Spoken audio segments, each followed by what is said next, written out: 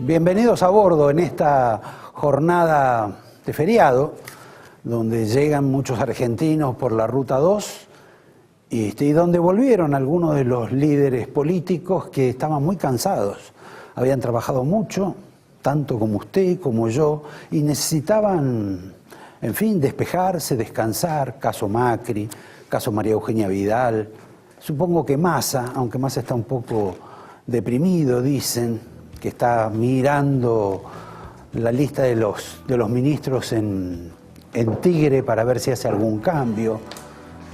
Complicado. Supongo que también estará de vacaciones Randazzo, volverá ahora a la actividad. En fin, gente que tiene otro tipo de tarea y que se cansa de un modo distinto a como nos cansamos nosotros.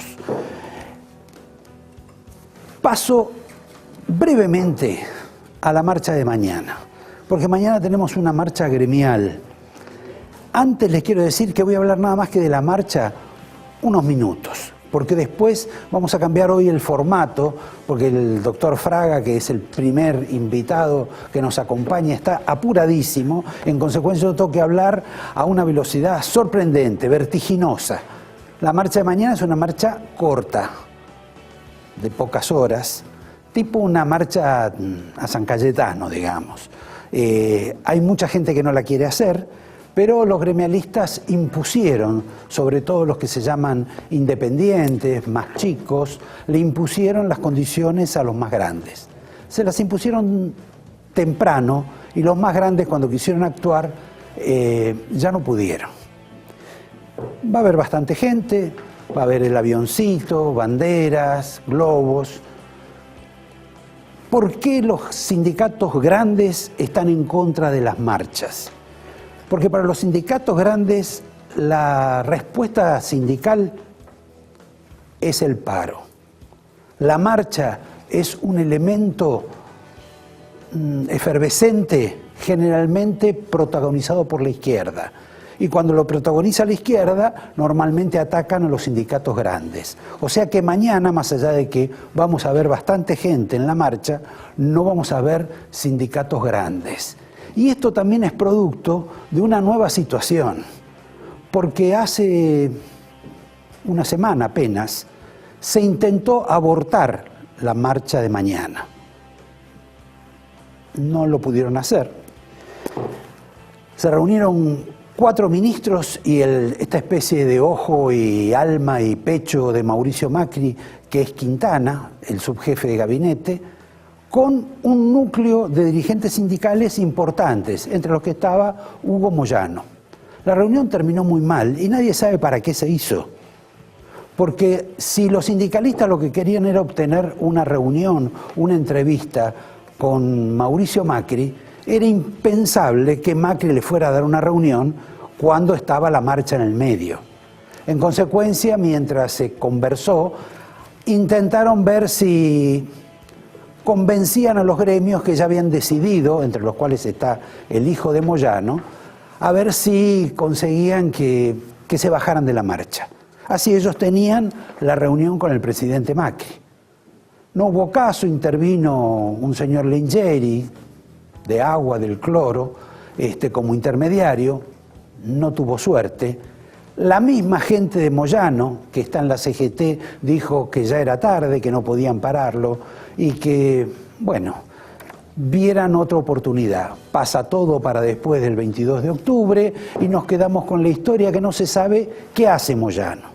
Si va de secretario general de la CGT, si deshoja la margarita, si se pelea con su amigo Macri, a quien no ve, pero se manda mensajes,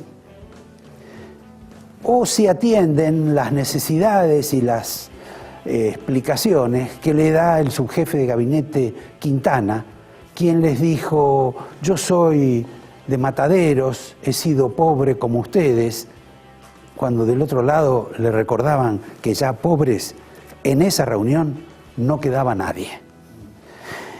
En un minuto hablamos con Rosendo Fraga y les anuncio, para cuando luego hable yo, después de Fraga, después de Nelson Castro, que es nuestro invitado, y seguramente quizá antes o después de la señora Argumedo, a quien convocamos porque todo el mundo dice que ella dio el mejor discurso que se ha escuchado en los últimos tiempos en el Congreso de la Nación, les voy a hablar contra quién va Mauricio Macri.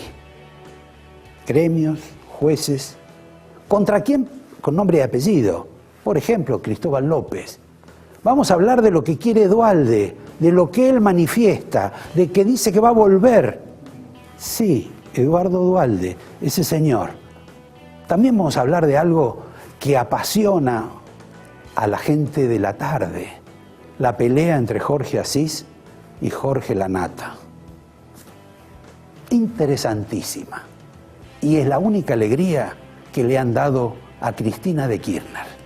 Les pido, por favor, que soporten, que me hagan el aguante y que mientras tanto nos deleitemos en una entrevista con Rosendo Fraga.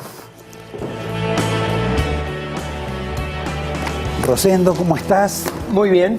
Me parece que no hay corte, así que vamos bueno, directamente. Y muchas gracias por invitarme, Roberto. No, por favor. ¿No sabes qué era la primera pregunta que creo que se hace todo el mundo? Es, este resultado que hubo, que todavía no conocemos del todo en la provincia de Buenos Aires, ¿se puede revertir? ¿Puede cambiar las condiciones? Bueno, mira, yo diría que hay dos niveles de resultado. El resultado nacional no. Cambiemos sacado el 40% de los votos, el kirchnerismo en todo el país 22% de los votos. O sea que perdieron más los gobernadores que la propia Cristina. Bueno, yo te digo, a nivel nacional, todo el kirchnerismo, Buenos Aires, Santa Fe, el resto del país, el 22%. Esto es lo que no se revierte para mí. Es decir, el 40% de Cambiemos podrá ser 43, podrá ser 38. Pero esto no se va. El 22 del kirchnerismo podrá bajar a 20, pero esto no se altera. Ahora, donde hay márgenes más chicos, tipo Santa Fe, por ejemplo. Acá lo que digo, el nacional no se altera. Si yo tomo las provincias, bueno, recordemos a lo mejor el año 2013, que fue la única paso en elección de medio mandato. 3 provincias de 24 revertieron. Si no me acuerdo mal, fue La Rioja, fue San Juan y fue Jujuy. El que ganó en las PASO después perdió y viceversa. 3 sobre 24 distritos revirtieron. ¿Esto qué quiere decir? Es posible revertir, pero no es lo más probable de revertir, ¿no es cierto? Entonces, un distrito muy parejo, distritos muy parejos como Santa Fe o Buenos Aires, pueden tener un resultado en agosto y pueden tener otro resultado en octubre. Y en ese plano, ya que nos interesa tanto la dama, que es el caso de Cristina de Kirchner, que empezó a moverse, más allá de que ella se fue también de vacaciones, etcétera, pero, digamos, está tentando a los intendentes que fueron con Randazzo. Parece que ha tenido éxito con Zabaleta, no sé si lo tendrá con Catopodis. Los votos de Randazzo, los que dice tener Randazzo, los que dice tener Catopodis o los que dice tener Zabaleta, ¿acompañan lo que dicen ellos? Bueno, mira, son 6 puntos en redondo, ¿no? Para redondar, Sí. es decir, pero 6 puntos en esta elección pueden ser decisivos para ganar o perder en octubre. Bueno, hubieran sido decisivos. Es decir, digamos, el gran error de Cristina Kirchner es lo que vos acabas de decir. Yo sé que si esto era contrafáctica. Si Cristina Kirchner hubiera aceptado las PASO con Randazzo, era 40-34. Bueno, pero esto pasó. Pero perdón, una pregunta. Todos esos votos de Randazzo, todos esos votos, sí, todos esos votitos de Randazzo, sí, ese 6%, ¿eran, finalmente son pro Cristina o Mirá, están divididos? Yo creo que en la opción son mucho más votos de Cristina que de otros. Por eso, un punto central de la estrategia de Cambiamos es sostener los votos de Randazzo. Claro. La estrategia de Cambiamos es sacarle votos a Massa, sostener los votos de Randazzo para que no se vayan a Cristina y que vote más gente. Entonces yo debería decir, ¿por qué? Porque el votante de Randazzo es más proclive a irse con Cristina que con Cambiemos. Entonces lo que el Cambiemos va a tratar es que se mantengan con Randazzo. Con Massa es diferente. Con Massa va a ser captar esos votantes. Lo de Massa, que lo vamos a tratar luego, la sensación que quería preguntarte es, hay una sensación de triunfo, y de hecho en los números está, pero es más la sensación que los números. A las dos cosas yo te diría. Yo creo que lo que te da en realidad la realidad de triunfo es el resultado nacional que mencionamos y que el gobierno no quiere mencionar, paradójicamente. El gobierno no te analiza el resultado nacional, prefiere los chispazos de distritos contundentes, Córdoba, San Luis, que el análisis. Ahora, en el análisis nacional, ¿Qué es 40%? Bueno, con 40% normalmente se gana una legislativa claramente, porque acá no hay balotaje. Alfonsín sacó 43% en el año 85, la elección equivalente a la de Macri, es decir, la segunda elección tras ganar. Menem sacó 41, en la de, ¿te acordás? 91, la siguiente a la presidencial. Y Kirchner sacó también 41, en la del 2005, la siguiente a la presidencial. Es decir, el resultado de Macri es en línea con la segunda elección de Alfonsín, la segunda elección de Menem y la segunda elección de Kirchner. Es como una especie de ampliación de garantías que le da el electorado al presidente. Exactamente, ¿no es cierto? En el caso de Kirchner y Menem, esa confirmación implicó una década en el poder, un poco más en el poder, ¿no es cierto? En el caso de Alfonsín, no. Es decir, eso no dio para más. Pero, ¿qué es lo que yo creo que en este momento sucede? Es decir, para Macri, ¿qué es lo que implica? Uno, se empieza a pensar en un Macri de 8 años. Sí, la reelección. Se empieza a pensar, si una derrota te llevan, va a ser un movimiento. Se empieza a pensar en Macri de 8 años. Segundo lugar, entra, como va a seguir siendo necesario negociar con el peronismo, entra mejor en negociaciones, capacidad política para esa negociación. La idea de gobernabilidad 2018-2019 se hace más fácil con este resultado. No, y además siendo ganador se supone que hay un espíritu diferente. Ahora, la pregunta es, la elección no es pasado mañana y dentro de 15 días, es en octubre. Hasta entonces, ¿cómo se hace para conservar el resultado, para mantenerlo, para acrecentarlo en todo caso o eventualmente para no perderlo? No, entonces, yo por eso te tenía que decir, el resultado, la diferencia grande no se va a perder a nivel nacional. Podrá ser 3 puntos más, 2 puntos, eso se puede cambiar. De cualquier manera, hay un distrito que sí tiene mucho impacto, ¿no es cierto? Es decir, que es la provincia de Buenos Aires. Si Cambiemos gana por 5 o 6 puntos en octubre, la provincia va a ser un gran impacto. Si lo gana Cristina también va a ser un gran impacto. Claro. Esto es lo que yo creo que, si en octubre, viste, el gran incógnita va a ser Buenos Aires. Entonces, ahora sí, eso vuelve sí, a ser Buenos Aires. Exactamente. Entonces, si hay un resultado de 5 o 6 puntos para uno o para otro, esto va a ser un impacto político, me parece. Y creo que la mirada política se va a concentrar en este punto. Más si se revierte o no alguna provincia, me parece que se va a decir cómo se resuelve el tema de Buenos Aires. A mi juicio, yo lo dije, creo que Cambiemos juega sacarle votos a Massa, sostener los votos a Randazzo y que vote más gente. A su vez, Cristina tiene otra estrategia en marcha. ¿Cuál es la estrategia de Cristina? Porque va a tener que aparecer. Bueno, va a ser, primero, polarizar. Bueno, eso está medianamente expuesto. Pero ella va a salir a polarizar, yo creo que ve con un lenguaje más duro. La polarización contra el ajuste va a ser básicamente su idea. Va a salir... No le dio resultado. ¿No le dio resultado? Sí, pero te lo va a explicitar más. ¿Vos dónde va a buscar los votos? Va a buscar los votos a Randazzo, ¿viste? Sí, está claro. Algún voto de Massa. Va a ir, así como Cambiemos va a ir por eso de los 2, 3, 4 puntos más que pueden votar que no votaron, los 5 puntos que se quedaron sin candidato. Hay 5% cuyas listas que votaron no llegaron al 1.5 y en consecuencia se han quedado sin candidato. Son armas perdidas. Donde hay bastante de izquierda. ¿Viste? Porque la izquierda fue muy dividida. Esos 5 puntos ella va a salir a buscar en ese otro sector. Bueno, y veremos cómo se desarrollan, ¿no es cierto?, las estrategias en este sentido. Como vos bien decís, 60 días de campaña es muchísimo tiempo en campaña. Y muchas cosas pueden pasar. Es más, casi hoy uno mira la elección de hace una semana y ya parece demasiado tiempo. Sí, claro. ¿Viste? De la elección. Entonces yo reconozco, ¿viste? Muchas cosas pueden pasar. Ahora, creo que el gobierno sale con ventaja. Sale con tanta ventaja que quiero que veas un video de cuando la semana pasada lo tuvimos a Eduardo Menem y que hizo esta reflexión a propósito de Cristina. Yo creo que se la ha sobrevalorado a Cristina Kirchner. Aunque hubiera ganado, aunque gane en la provincia de Buenos Aires y vaya al Senado, no va a cambiar mucho las cosas. Ya no es la Cristina del tiempo que estaba conmigo, compartíamos el Senado, cuando era la First Lady, la primera dama. Ahora si va a tener que soportar, va a tener mucha espalda para soportar lo que digan de lo que gobernó ella, de lo que gobernó el marido, de todas las cosas malas que hicieron. Ella, el futuro político de ella está terminado, Él dice, el futuro político de Cristina está terminado, descuenta que no va a ganar. En alguna medida coincide con un libro que yo me acuerdo leí alguna vez de un señor Fraga que decía, el ciclo kirchnerista se terminó. ¿Coincide esto? Mira, Digo, si este Fraga sigue manteniendo esa... yo te voy a decir lo siguiente, la política son procesos. Para mí el kirchnerismo es un fenómeno político en declinación y creo poco probable que Cristina presidente de 2019. Pero cuidado, no se terminan de un día para otro.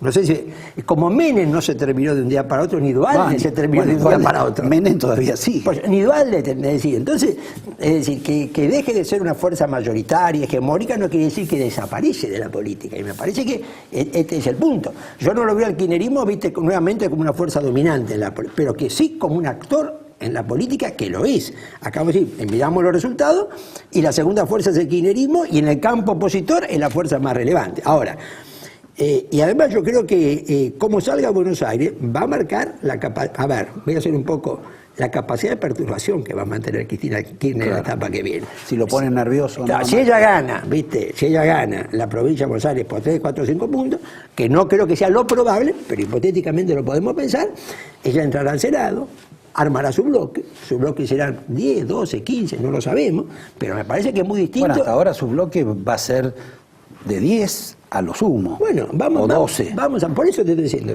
Con lo cual, frente al resto que tiene Pichetto, realmente está en minoría ella. Está bien, pero esos vienen del bloque de Pichetto.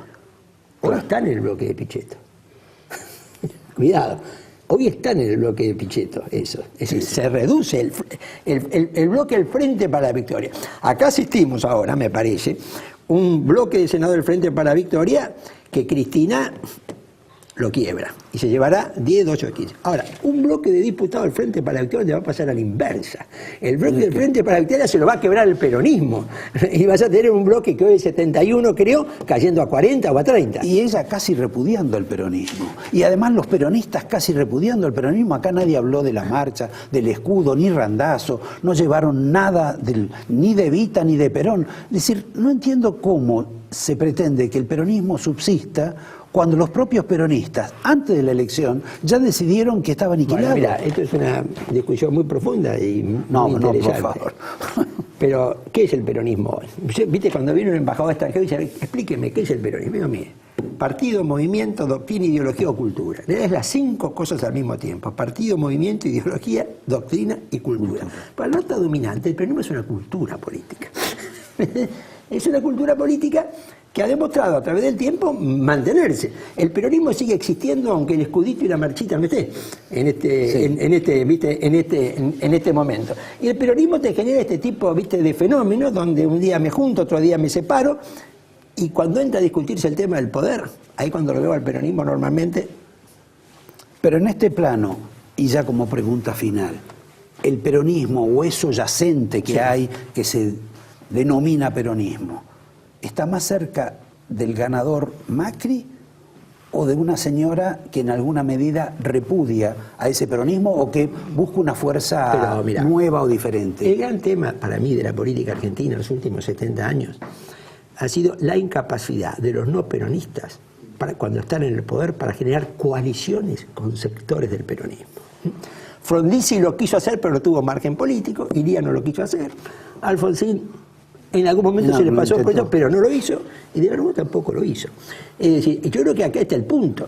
Yo, creo que Macri tiene una oportunidad, si se confirma la elección, de avanzar una coalición con un sector del peronismo. Ahora, una coalición implica compartir poder también, no sé si me entiendes. Y este es el desafío hacia adelante. Yo creo que si yo fuera Macri avanzo en esa dirección, pero me parece que la estrategia política de Cambiemos está yendo en otra dirección. Son todos iguales. Los que están enfrente. Claro. Nosotros somos diferentes y mejores. Pero muchas gracias. Te agradezco para tu colección. Veo que no has traído nada, ni un recuerdo de Fraga, ni el libro del fin del ciclo. Y a ustedes los invito. Te traigo el libro, te lo mando. A ver, en apenas un minuto, a Nelson Castro. Vamos a seguir con esta historia porque esto lamentablemente nos va a dominar hasta el 22 de octubre. Y después también para que siga manteniéndose el programa. En un minuto nomás con Nelson Castro. Gracias. Gracias, Rosendo. No, es favor. ¿Qué les parece? ¿Viene del programa, de su programa, se va después a otro programa? Supongo, no, de acá me voy a mi casa, no. ¿Qué tal, Roberto? Un gusto estar contigo, que sos siempre tan atento, sí que te debía la visita, estoy muy feliz de estar acá con vos. Igualmente que puedas estar y que me puedas definir. El domingo de las elecciones, ¿ganó Macri o perdió Cristina? Las dos cosas. Es muy interesante el planteo tuyo. Ganó Macri, efectivamente se encontró con un resultado que además hay que ponerlo en el contexto. Nadie sabe qué va a pasar de acá a 2 años. Sí, claro. Pero Ni siquiera octubre. En octubre. Pero si el gobierno, después de haber pasado 1 año y medio horrible, donde ninguna de las variables económicas que el gobierno no solamente prometió, sino con las cuales el gobierno se ilusionó, se lograron. El gobierno no solamente habló del segundo semestre como un elemento de propaganda, se convenció, vos lo sabés, que iba a ser así. Bueno, ellos se convencen de todo. Ahora, Duhovne acaba de decir que los próximos 20 años van a ser todos de crecimiento. Yo cuando escucho 20 años tiemblo, ¿sabes? Digo, proyecten para 3, 4 años y dejen de pensar en esos liderazgos de 20 años que tienen que ver más con unicatos que con democracia. Ahora, pero es una tendencia argentina. Absolutamente. Es así, es un gran problema que tenemos con nuestra dirigencia política. Pero vos decís, si el gobierno después de este 1 año y medio tan malo, recién empieza a despuntar, le fue así, efectivamente, esto creo que le marca al gobierno, la impresión es que las cosas van a ir mejorando de aquí en más, ya con un efecto serrucho mucho menor, con lo cual la posibilidad de mejora para el gobierno es, digamos, no solamente segura, es una realidad. Entonces yo creo que ni Macri esperaba un resultado así. Y a Cristina perdió. ¿Pero por qué perdió Cristina? Y lo escuchaba a Rosendo Fraga cuando hablaba contigo. Pero un elemento es una gran derrota de Cristina, porque Cristina pudo haber ganado si iba en la interna con Randazzo. Entonces, lo de Cristina demuestra 2 cosas. Perdón, ¿puedo hacer una observación? Sí. Yo creo que Cristina está convencida de que Randazzo era un caballo de Troya del gobierno para jorobarla a ella, y que en consecuencia no quería ningún tipo de vínculo ni de confrontación con Randazzo porque temía lo peor. Bueno, como tantas otras cosas que le pasa a Cristina tiene un problema con la apreciación de la realidad, ya hemos hablado de esto, ¿no es cierto? Que la hace actuar con la lógica de la ilógica, porque más allá de esto, digamos, frente a este caballo de Troya, ¿qué se imponía? El triunfo. Cuando vos ganás por las urnas, se terminó, es decir, Cristina le hubiera ganado a Randazzo 30-5. ¿Podría haber Randazzo discutido algo de aquí en adelante? Nada, absolutamente nada, y lo hubiera tenido a Randazzo, digamos, obligatoriamente con Cristina. Pero obviamente Cristina le teme a la discusión con el pasado, y eso lo lleva a esa ilógica, la lógica de la ilógica. Cristina toma decisiones, así como se equivocó en el 2013, como se equivocó en el 2015 con las elecciones, se equivocó ahora. Por eso ella pierde, porque además Cristina es un elemento de división del peronismo. Esto es un elemento para tenerlo muy en cuenta. Cristina no es factor de unión. Bueno, lo demuestra ahora cuando insulta a algunos intendentes que estaban con ella y no rindieron lo que ella imaginaba que iban a rendir. A su vez, los intendentes la insultan a ella porque nosotros fuimos con vos creyendo que tu boleta era ganadora y tu boleta no es ganadora. Ese es el otro elemento que demuestra. Cristina va a ganar la elección en la provincia de Buenos Aires, así que esto ya... La del escrutinio que falta. Está, claro, y el gobierno cometió un error, sobre todo en cómo explicó lo que pasó. Realmente es un error del cual el gobierno debería aprender. Ahora, cuando vos Más bien parece interesado en que fuera así. Bueno, si así alguien lo aconsejó, se equivocó. Porque el gobierno debió salir a explicar, miren, esto se para, porque ¿cuál fue la idea que persiste en la gente? Que el conteo se paró en el 95,60%. Exacto. Cuando no fue así. Se analizaron el 100% de las mesas. Hubo un 5% de mesas impugnadas, irregulares, con efectos de suma y demás. El gobierno debió haber explicado eso. Ahora, perdón, la definición de que Cristina ganó no es lo mismo hoy que el día de la elección. No, pero por supuesto, pero yo creo que el gobierno va a pagar un precio por eso. Realmente no es excesivamente importante, porque obviamente el gobierno se perdió de decir hicimos una gran elección. Cristina creía que ganaba por 9 puntos. De eso Cristina no lo creía. Pero el gobierno creía que ganaba por 2. Que ganaba por 2, pero de todas maneras, obviamente cuando vos si alguien te asegura que ganás por 2, vos decís estoy en un margen de error, puedo ganar por 2, perder por 2. Cuando vos tenés 9 puntos, ganás por 5, por 6, por 7. Este es un punto. Ahora, es muy interesante analizar, porque aquí lo que hay que hacer además, a veces yo escucho a gente que habla, nos pasa tanto sin conocimiento, porque ¿cómo debemos hablar con las elecciones? Con los números. Vos una vez que tenés los números decís, bueno, a ver qué pasó acá. Y es muy interesante lo que pasó en la tercera sección electoral. En la sección, lo que ya se sabía que iba a pasar. Iba a ganar, pero con no márgenes por tan menores. poco, claro. Con márgenes menores, es decir, Esto es que la tercera sección es también parte de la Argentina, Efectivamente. al revés de lo que decía cierto peronismo de que es una isla no, diferente. hay cosas que empiezan a cambiar.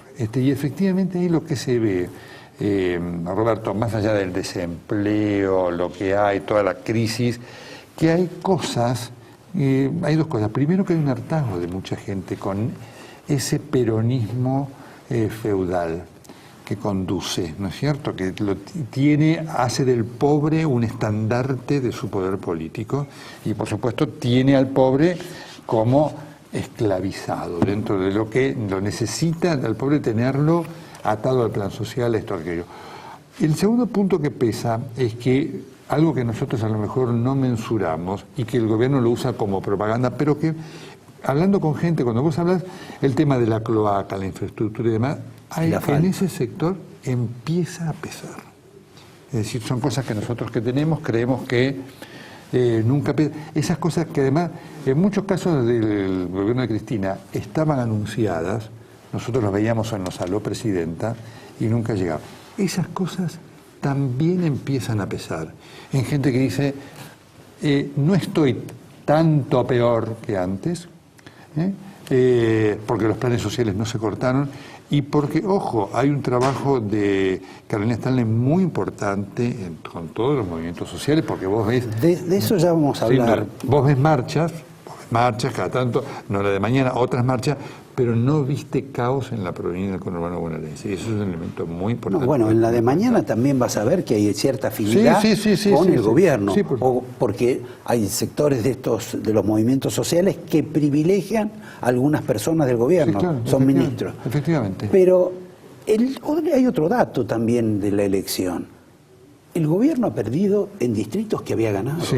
Efectivamente. O sea que hay un fenómeno, hay una marejada de cosas muy rara. Si el gobierno se la cree, Roberto, el gobierno cometerá un error muy importante. Porque efectivamente perdió Quilmes, Lanús está allí, Pilar. Extrañamente, totalmente, Pilar. Sí. Pero además es interesante. Escondió al intendente de Mar del Plata. Totalmente. Ahí la ganó María Eugenia Vidal.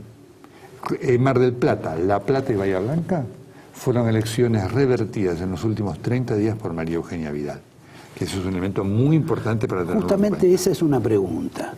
La elección del 22 de octubre es entre dos mujeres. Vamos a tener un espectáculo de dos mujeres peleando en el barro. Sí.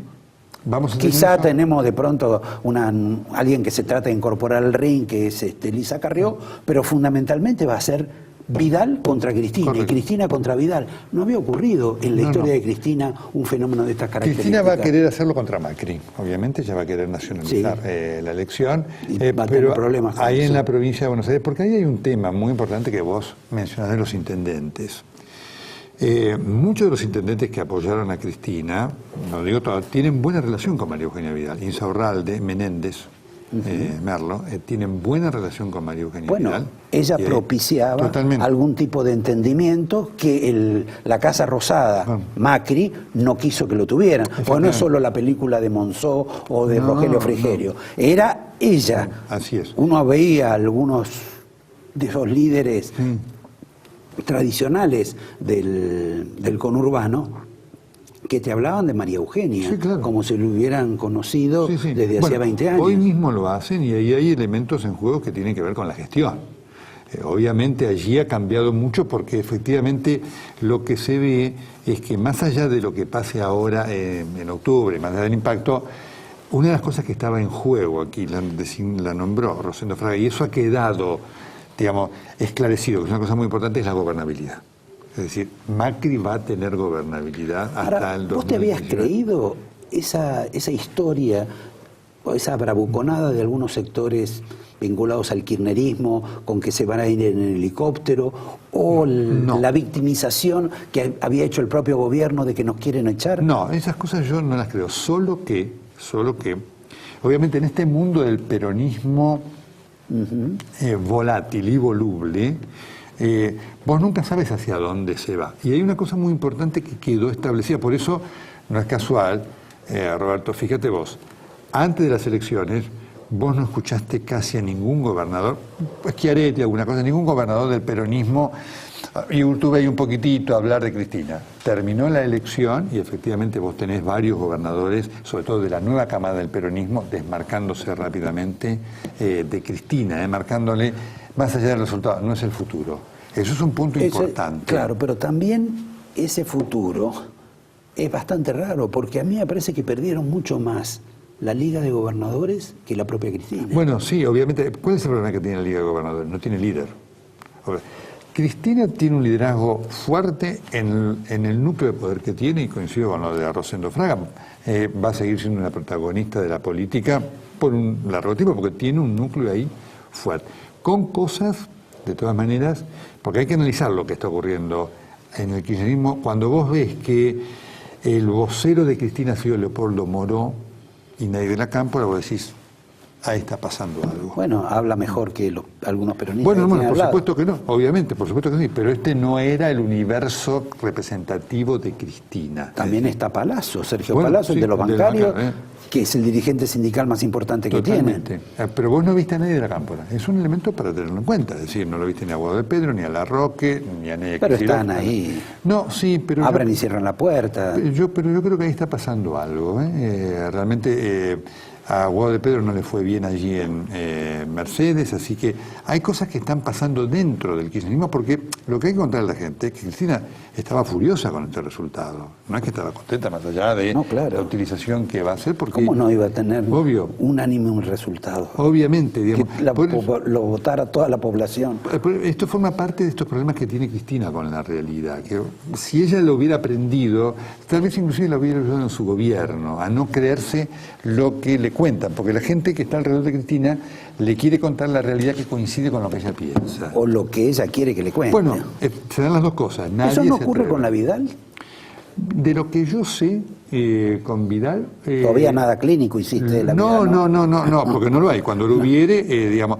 Vidal tiene un elemento muy, muy importante que te lo destaca la gente. Gente que no la vota, la gente la ve. La gente te cuenta, vino Vidal a mi barrio, vino sola, sin fotógrafos, vino.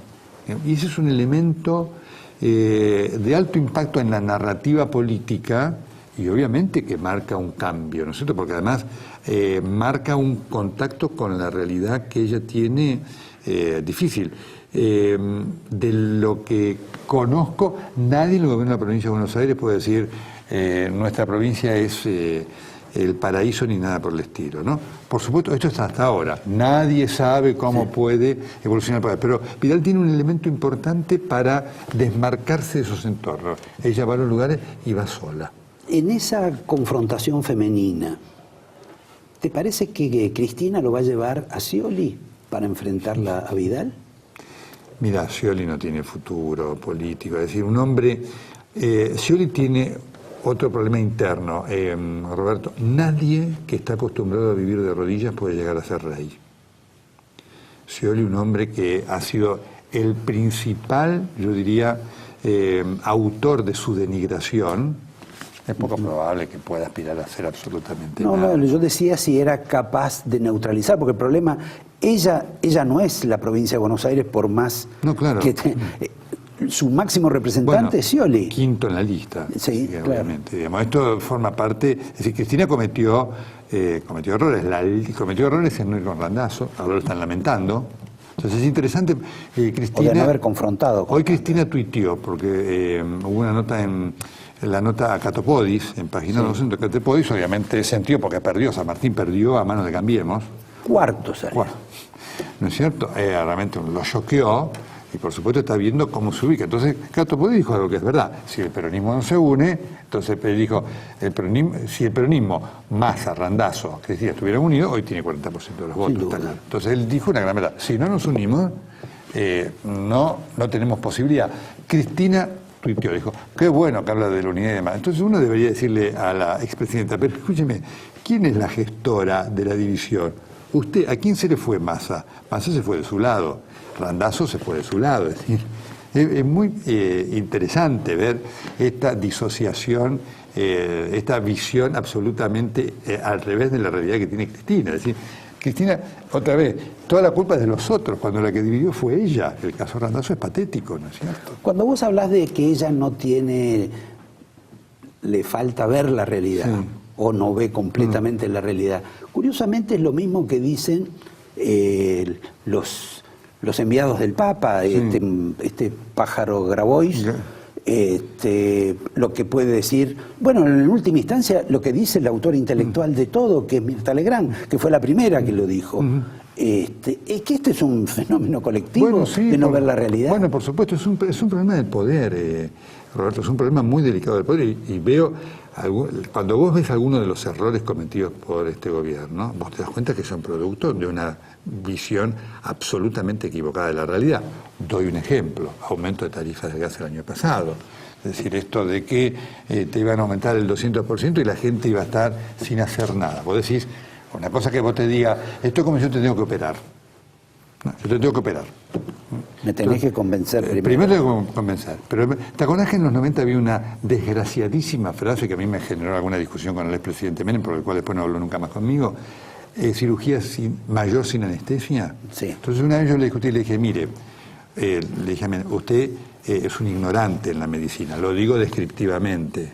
Le digo, usted hace cirugía mayor sin anestesia y la persona se muere. Entonces, yo te puedo decir, mira, te tengo que operar porque te tengo que extirpar algo importante. Indiscutible, el diagnóstico es correcto. Ahora, yo te opero sin anestesia y te mato. Te morís, es un shock, ¿no es cierto? Profundo. Entonces, vos tenés que saber cómo hacer las cosas. Bueno, al gobierno tuvo que actuar la Corte para que se dieran cuenta que efectivamente era una cosa absolutamente... había que ajustar las tarifas. No, de esa manera, ¿no es cierto? Así que le pasa mucho, a los poderes. Ahora, le pasa, pero en esta elección, por ejemplo, parece que todo el mundo lo ha canibalizado en alguna medida este hombre Durán Barba, pero lo cierto es que Durán Barba es el que prefabricó candidatos, el que lo hizo llorar a Macri, porque no creo que esté en la televisión, el que hizo que María Eugenia Vidal de pronto tuviera un ataque de ira por injusticias que le estaban diciendo. Bueno, es que hay dos cosas muy distintas, Roberto. Una estrategia electoral, obviamente tiene que ver con la realidad. Fíjate vos que, para que veas cómo es esto, una de las cosas que le dice Durán Barba, que tiene un sentido de la realidad muy claro, dos frases de Durán Barba, ¿no es cierto?, que me consta le ha dicho al presidente. No digan más que este es un gobierno, no es un gobierno de ricos para los ricos. No lo digan más porque la gente no se los cree. Es producto de alguien que va por la calle, ¿no es cierto?, y tiene contacto con la realidad. Mire, y que sabe que son ricos los que están en el gobierno. Y que a la gente vos le podés decir, mirá, hicieron esto, porque este gobierno ha hecho los planes sociales, los mantuvo, ha hecho muchas cosas sociales importantes, pero es esa percepción, ¿no es cierto? Entonces, ahí hay un hombre, Durán Barba, que le recogió de la calle, mire, hay sectores en los cuales no digan más que este es un gobierno de ricos, ¿no es cierto? Y el otro elemento que Durán Barba ha, digamos, marcado como elemento de la realidad, no discutamos cosas que son indiscutibles, ¿no? Cuando vos decís, mira, hay un ajuste que tiene que ver, que ha impactado a la pequeña y media empresa, no le discutamos cuando se crearon 150.000 puestos de trabajo, porque para el que perdió el trabajo, esa es una cifra absolutamente... O sea que vos estás en contra de lo que dijo Marcos Peña, de que ser inteligente, ser optimista, tener voluntad, y no ser inteligente es ser crítico. Sí, bueno, eso lo discuto siempre con Marcos Peña, porque está esta idea de que ser optimista es decir que está todo bien.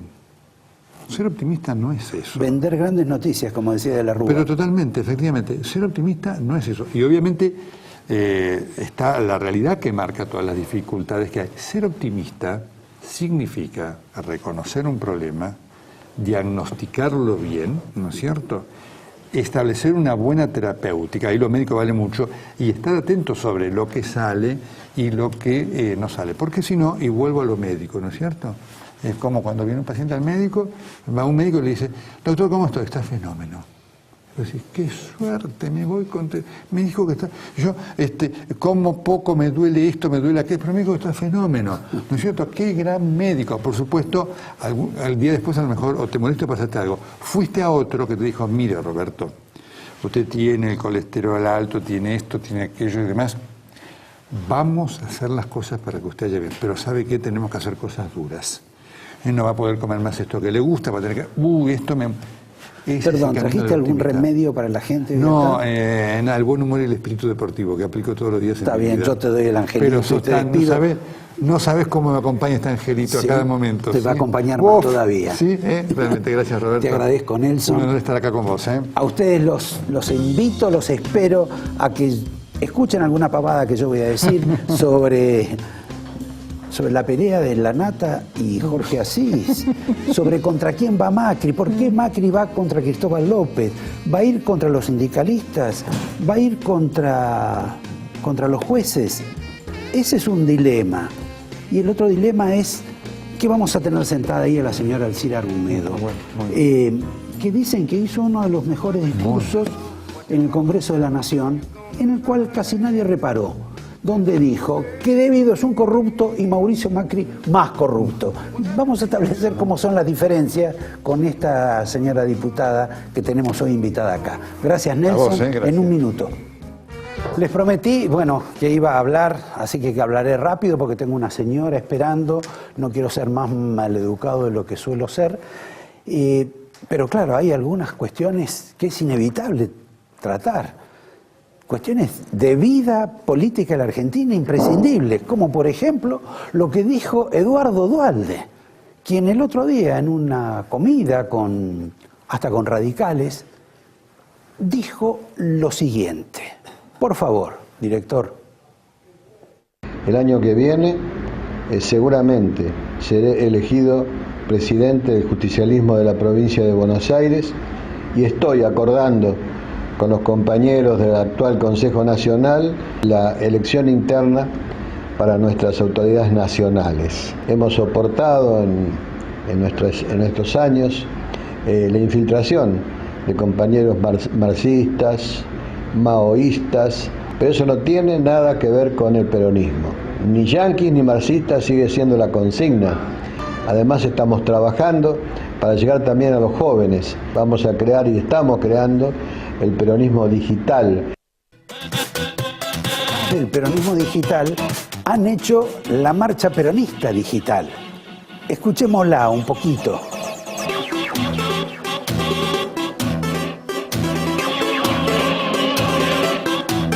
Yo creo que es suficiente, director, le agradezco.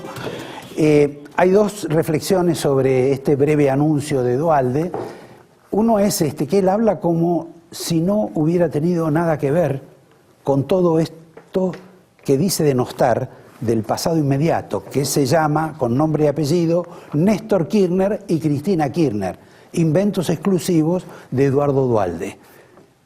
La otra cuestión es que él dice que el año que viene se va a hacer cargo del partido peronista en la provincia de Buenos Aires, no sé, del otro partido peronista, dependerá seguramente de la jueza Servine de Cubría, pero independientemente de eso, lo que él enuncia es que está hablando de futuro, y en verdad nos recuerda el pasado, los 70, porque ni yanquis ni marxistas no fue un lema menor, en realidad era un lema que empezaba a encarnar la violencia que tuvo la Argentina.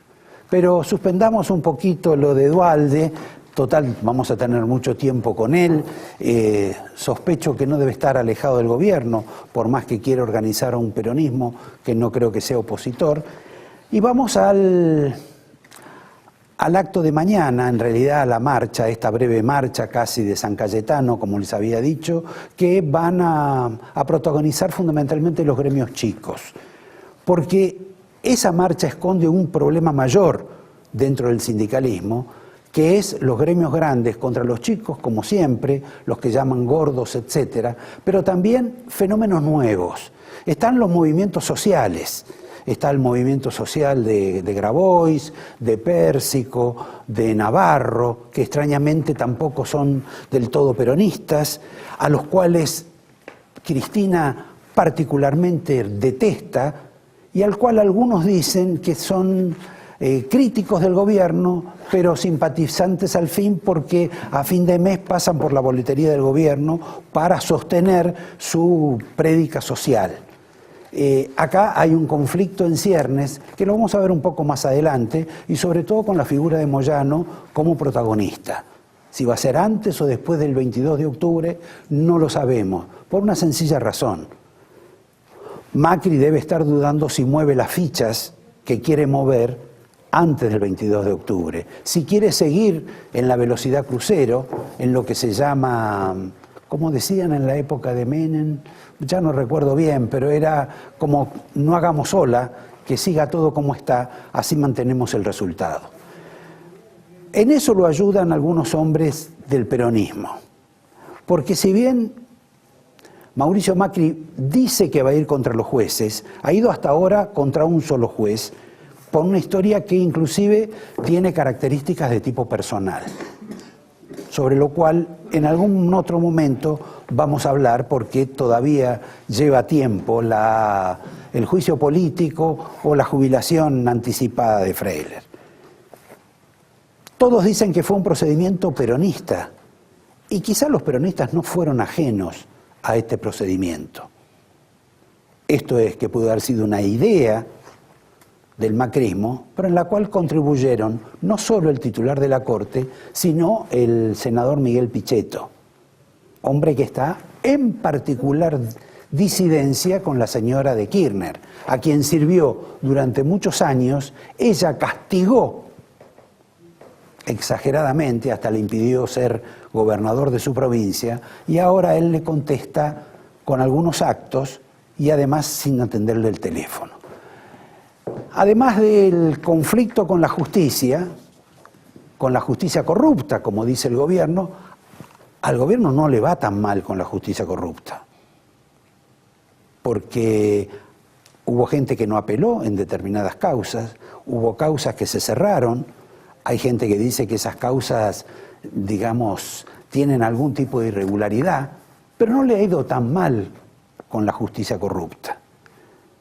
Igual también va a haber que ver si el gobierno va a ir contra el sindicalismo y cómo va a ser la performance de Moyano, porque si bien Moyano y Macri han tenido muy buena relación, cuando digo muy buena relación es cuando el ahora presidente era jefe de gobierno, y Moyano estaba en el negocio de la basura, con la capital federal, bueno, ahí enhebraron una relación, yo diría, medianamente cordial. Contra el que va a ir seguramente es contra Cristóbal López. E ir contra Cristóbal López es ir contra la señora Cristina. Porque no hay quien desconecte la relación de Cristina con López, y no solo porque López le alquila un departamento a Cristina de Kirchner. Suspendo este breve momento para pasar al acontecimiento de la semana, al acontecimiento del programa de la tarde, de lo que todos van a hablar, porque ha habido un conflicto entre dos estrellas del periodismo, los dos amigos, y que le han provocado una enorme alegría a Cristina de Kirchner. Justo estas dos personas, que es los que más desde el periodismo le amargaron la vida a Cristina. Me refiero a Jorge Lanata y a Jorge Asís. Ellos han terminado ahora en un conflicto de ideas, si ustedes quieren, con burlas, con respuestas disonantes, algunas casi escatológicas, una guerra que uno dice parece absurda, porque así se empezó y fue verdaderamente una de las personas que dinamitó al gobierno de Cristina. Primero con la edición de un libro que se llamó La marroquinería política, donde empezó a denunciar cómo se robaba en la administración de Néstor y de Cristina, y cómo el robo era una figura del poder para el matrimonio. También denunció, fue el primero en hacerlo, el caso Chicone con el vicepresidente Vudú. Y simultáneamente, ustedes conocen algo más, que gracias también al Grupo Clarín, al montaje y a los equipos que le dio este núcleo empresario, Lanata hizo un destrozo en las huestes de Cristina, denunciando en particular todos los fenómenos que ocurrieron en la Rosadita. Estos dos hombres que coincidieron en el ataque a Cristina, estos dos hombres se terminan peleando. Y en realidad la pelea viene de hace mucho tiempo. Fíjense ustedes, ya se peleaban cuando en la televisión argentina amablemente reinaba Mariano Grondona. Veamos este detalle de estos dos entonces jóvenes, Jorge Asís y Jorge Lanata. No coincido con el presidente ni con el embajador Asís con respecto a que la principal oposición sea la prensa. Yo creo que la principal oposición del gobierno son los políticos corruptos. La elegancia, hablándome así de esta manera. Me iba a poner corbata, pero no soy embajador. No, estás elegantísimo. Aunque me gustó mucho más esa campera fucsia, escarlata que tenía la otra vez. Que era... ¿Ah, sí? Bueno. Pero sinceramente, noto como una inocencia. Todo lo que decís, por supuesto, largás frases, largás alguna polvaderita que me parece que es interesante analizar con cierta profundidad. Pero hoy estuve viendo archivos de declaraciones tuyas y realmente me encantaron. Yo querría leerle algunas a la gente. Vos pensás que Menem es un ser superior, por ejemplo. A vos Menem te interesa porque también, eso lo dijiste en Gente el 11 de junio, era amigo de Stroessner y Firmenich. ¿Cuánto dije eso yo? En Gente, el 11 de junio. Ustedes son grandes compradores de pescado podrido. Sos un gran comprador de pescado podrido. Salmón noruego del siglo XVIII, Lanata. Acá no hay salmón noruego. La gente que nos está mirando no come salmón noruego. Por favor. Tiene una frase muy interesante en Gente el 11 de junio del 92 que dice, cosa que me parece un ejemplo de análisis político brillante de tu parte. ¿Viste el corte de cara de Cavallo? Es Domingo Faustino Sarmiento. Es nuestro Sarmiento de la economía. Domingo Faustino Sarmiento de la economía. Tiene un recorte de cara absolutamente sarmientino. Bueno, ¿qué tal, Sarmiento? ¿Cómo estás? Te has quedado siempre en la frase, Lanata. Con razón Verdisky te supera. Con razón Verdisky es con el que yo quisiera hablar directamente, ¿entendés? Muy gracioso. Porque Verdisky es un poco más sólido. Con el perro Verdisky por lo menos puedo discutir. Con vos me tirás palabritas. Te digo, podés hacerme algún titulito. Está muy bien la camperita, alguna frasecita, pero decime algo más consistente, sólido, por favor. Frase tuya. Yo quisiera discutir con usted, Mariano. Ah, bueno. ¿Me voy? No. Bueno, era una discusión de chicos, ¿no? En apariencia. La de ahora también. Cierro, dentro de la algarabía que nos produce este recuerdo, con una mención al ministro de Finanzas, al optimista Duhovne. Nicolás Duhovne, quien acaba de decir que la Argentina tiene por delante 20 años de crecimiento económico. Uno agradece los buenos deseos de Duhovne, pero nadie se explica por qué insisten en la recaída que ya demostró, por ejemplo, Pratgay en su momento, cuando habló de la inflación, cuando habló el señor Sturzenegger sobre el tema del dólar, cuando el mismo Duhovne habló sobre el segundo semestre. Realmente, ¿tienen necesidad los ministros de anticiparse, de decirnos que vamos a tener un futuro venturoso, si ya sabemos que el futuro venturoso lo vamos a construir nosotros, no los funcionarios, menos los ministros? Los invito a que en un minuto charlemos con la señora Argumedo, la misma que hizo un discurso para muchos memorable, no solo para denunciar a Julio De Vido, sino también para recordar algunas cuestiones, escaramuzas, filodelictuales de la familia Macri, que hoy quizá las vuelva a repetir en este programa. En un minuto nomás. Gracias.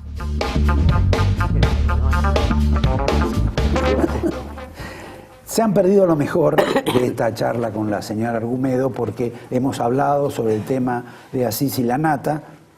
También vamos a hablar de algún conflicto interno dentro de su fracción política, pero antes, para que ustedes tengan algún tipo de referencia, quiero pasarles un minuto o menos del video de lo que fue la presentación de ella en aquella sesión donde lo estuvieron a punto de despedir a Julio De Vido y algunos no quisieron y no se lo despidió del Congreso. Y la señora tuvo ahí un rol que vale la pena recordarlo, porque va a ser parte de esta entrevista. Aparentemente, los tribunos y fiscales de la República, del oficialismo, actúan indignados contra la corrupción de algunos miembros del gobierno anterior, y a veces con razón, pero parecen manejarse como si los principales referentes de su fuerza política, y en especial el más importante referente de su fuerza política, fueran princesitas virginales, azorados ante procesos de corrupción. A veces se dice, por parte de esos fiscales de la República, como una alabanza, que Mauricio Macri llegó al gobierno como presidente siendo millonario. Lo que no aclaran esos fiscales de la República es cómo llegó a ser millonario. Falta en ese video, por un corte del apresuramiento del director, al quien se lo estoy reprochando en público, la mención de que el padre de Macri, cuando vino a vivir a la Argentina con su padre vivía en una casita donada por la Fundación Eva Perón, sí, en La Matanza. Pero bueno, en Ciudad Evita, en Ciudad Evita, pero digamos que Mauricio seguramente nunca conoció ese lugar. Antes de entrar a ese capítulo de tu discurso, hay una pregunta obvia. Ustedes han hecho, con Solanas y todo ese grupo, un lema con el tema de la corrupción. Sin embargo, el que ha ganado la elección, la última, combatiendo la corrupción, como diría la marcha peronista, ha sido Mauricio Macri. Es casi paradójico. Sí, yo creo que lo que sucede en este país es que pareciera ser que no hay memoria histórica, ¿no? Es decir, yo alguna vez lo dije que si a Báez no lo hubieran encontrado a tiempo, dentro de 20 años eran los Báez. Y entonces sus hijos irían, no sé, al colegio Newman, y bueno, se blanquea inmediatamente. Y acá, mientras no haya sanción social hacia la corrupción histórica, con ellos, no se va a acabar la corrupción, porque una de las cosas de la Argentina es que gran parte de las fortunas han tenido orígenes muy oscuros. Pero en todas partes del mundo ocurre eso. No, pero en Argentina especialmente, porque en otras partes, o por lo menos fueron varias generaciones. Claro, si vos hablas de los ingleses, ¿sabés? No, de los ingleses, de los alemanes, de los norteamericanos, de los colombianos. Pero tenían más tiempo. Lo que sucede es que en la Argentina estás en 2, 3 generaciones, 4 como máximo, ¿no? Y entonces... me parece que tu posición fuera contra la inmediatez del ejercicio de la legalidad por parte de gente que no viene precisamente de la legalidad. No, el tema de la corrupción como un elemento que finalmente, si no te agarran en el momento, es perdonable porque entonces pasas a ser millonario. Es lo que dijo Carrió. Llegó como millonario, por lo tanto no va a robar.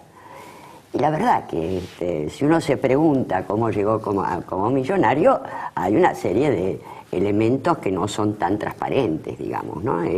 Ahora vamos a hablar de eso. De cualquier modo, la frase esa de que porque es millonario no va a robar, sí, es una idiotez flagrante, ¿no? Bastante relativa, ¿no? Absolutamente. Porque yo siempre lo que he conocido es que los millonarios quieren muchísimo más de lo que quieren los pobres. Exactamente, y además, si vos te pones a ver los estudios criminológicos que dicen que en la población en condiciones de pobreza, la proporción de personas que en pobreza e indigencia se vuelcan al delito es el 1%, esto en casi todos los países.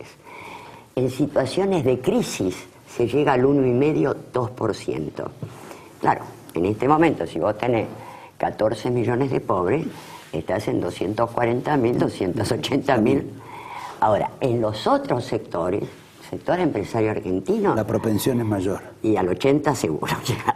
Bueno, es que este es el tema. Lo que pasa es que es una corrupción que en muchos casos se presenta como negocio o como medida económica incorrecta. O como esta última declaración de las cámaras empresarias que salió hoy, quejándose de la justicia corrupta como si esos, claro, como diría la señora Argumedo, fueran princesitas virginales y que hicieron la plata juntando monedas con la alcancía. Sí, no, esto me parece que es clave. Yo lo planteé porque en esto quiero aclarar una cosa, que también lo aclaré en su momento. Yo voté el desafuero de debido cuando... Claro, porque la impresión es que vos te encarnizaste más con Macri que con lo que ha sido el pasado kirchnerista interpretado por debido. El tema por qué vino esto. Porque ellos hicieron este artículo 66, que no correspondía incluirlo. Porque este artículo 66 es para inconductas posteriores a que vos hayas ingresado al Parlamento, no para lo anterior. Y esto sentaba un precedente, era una trampita que se quiso hacer porque en el campo electoral se jugaba con que el kirchnerismo era la corrupción por excelencia. Por supuesto que hubo corrupción en el kirchnerismo, pero hablando de Solana, yo trabajé en la investigación y había trabajado también en posgrados dando esta temática, en lo que fue la película Memoria del Saqueo, que se filmó entre el 2002 y el 2003, o sea, antes de que se iniciara el kirchnerismo, y ya el saqueo había sido descomunal. Entonces, verdaderamente me pareció que era una caradurez muy grande, o había que buscar otro elemento, digamos, otro factor desde el cual pelear, que no fuera precisamente la lucha contra la corrupción, porque efectivamente el grupo Macri tiene una historia bastante oscura en este país, ¿no? Ahora, con relación a ese tema del grupo Macri, de Franco Macri en particular, la impresión que uno recoge de tu mensaje o de lo que vos hablas es que vos objetás mucho ese crecimiento, digamos, sospechoso o irregular, anómalo, del grupo Sogma, de Macri, etcétera, y que supone toda la familia Macri, que lo ha hecho desde el sector privado con la complicidad del Estado. Absolutamente, sí. Ahora, el tema es que si uno lo confronta con lo que ha sido el crecimiento económico, la irregularidad, la anomalía, la fortuna monumental también que hizo el kirchnerismo, pero no desde el sector privado, sino que utilizando el Estado y además sirviéndose del sector privado, como en el caso de Odebrecht. Sí. ¿Hay una diferencia también en ese aspecto? No casi hay. Para discutir... No hay diferencia, no. Porque el tema que es, si vos le pagaste, porque esto significaba dar prebendas al que te daba la prebenda, entonces sos un cómplice, no es cuestión. Y además hay ciertas participaciones, por ejemplo, participa durante la dictadura militar y poco después en Yacyretá. Yacyretá tenía un presupuesto inicial de 1.500 millones. Pero es el padre de Mauricio. ¿Eh? El padre de Mauricio. El padre de Mauricio. Bueno, sí. Mauricio también. Después, si querés, te digo lo de Mauricio. 1.500 millones de dólares. ¿Sabes cuánto salió al final? 11.500 millones de dólares. Fue una obra en la cual... ¿Te acordás que Menem llegó a decir... Menem? ¿Cómo? El monumento a la corrupción. Ahora, para que Menem dijera el monumento a la corrupción, la cosa venía pesada. Y los Macri estaban metidos en eso. Digo, de esto hay una cantidad de elementos que se pueden dar.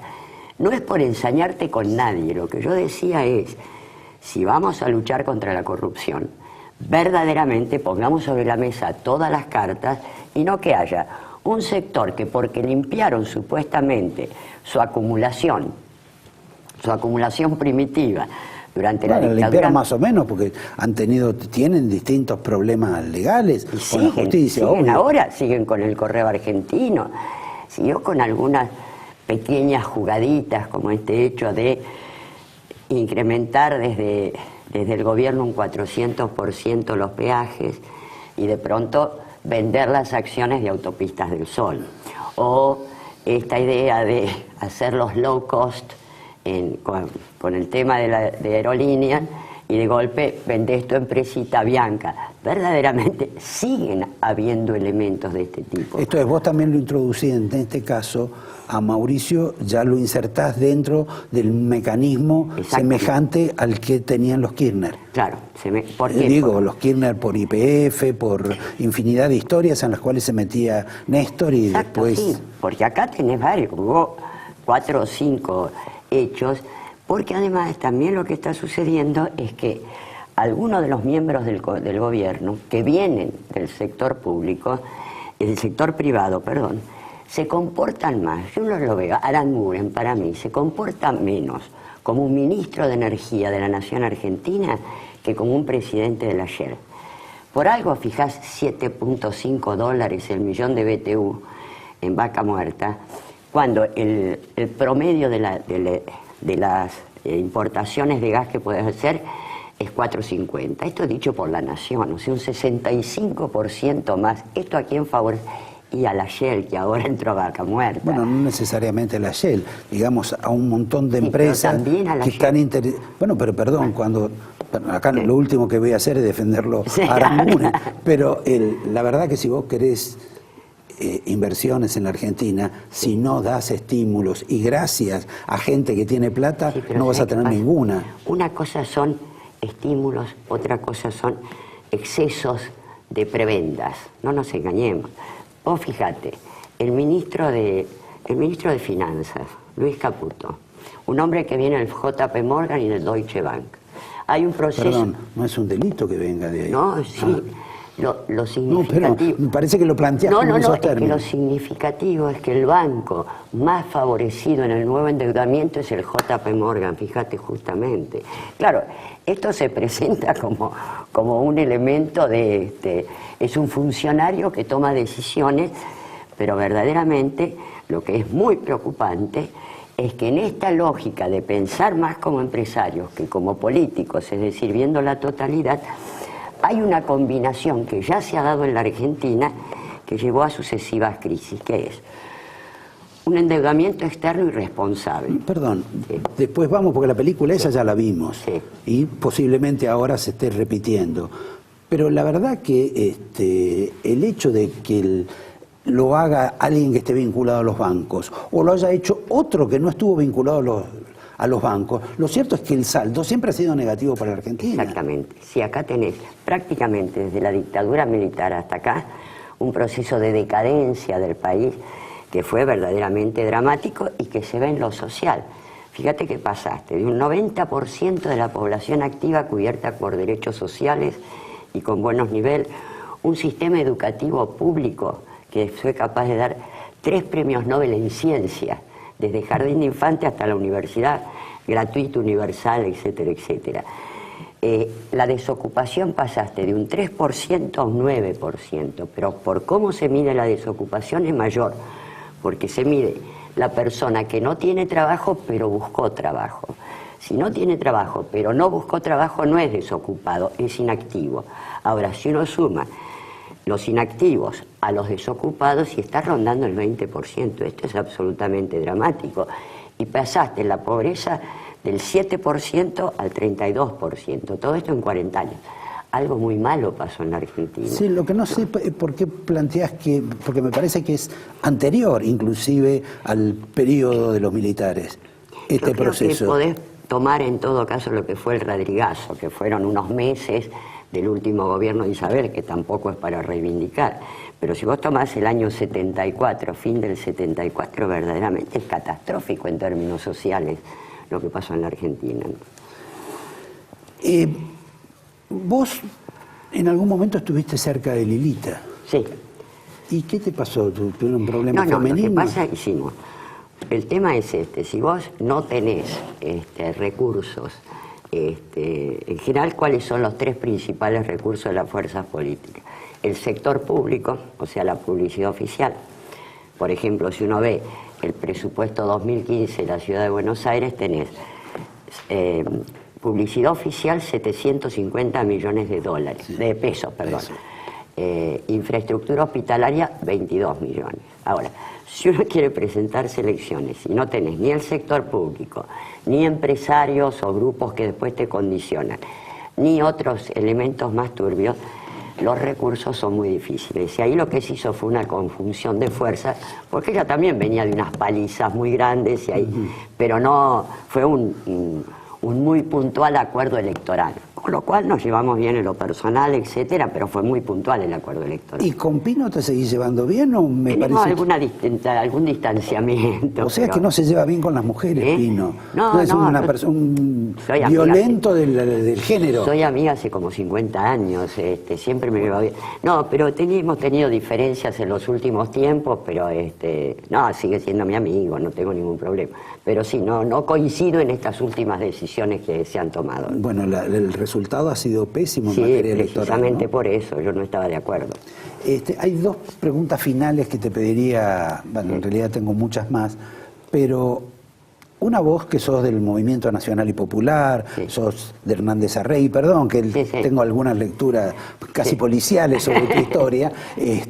No entiendo cómo una persona tan cercana a esa especie de literatura, porque, en fin, de Hernández Arregui, porque no creo que sea otra cosa, o de Jaureche, no está tan más cerca de Cristina, que en realidad ella se manifiesta como devota de ellos. Bueno, yo creo que eso tuvo mucho que ver con lo que fue el pejotismo.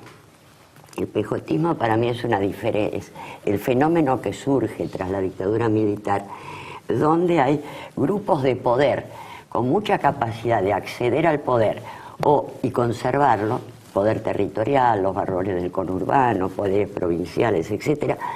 Ahora, ¿para qué?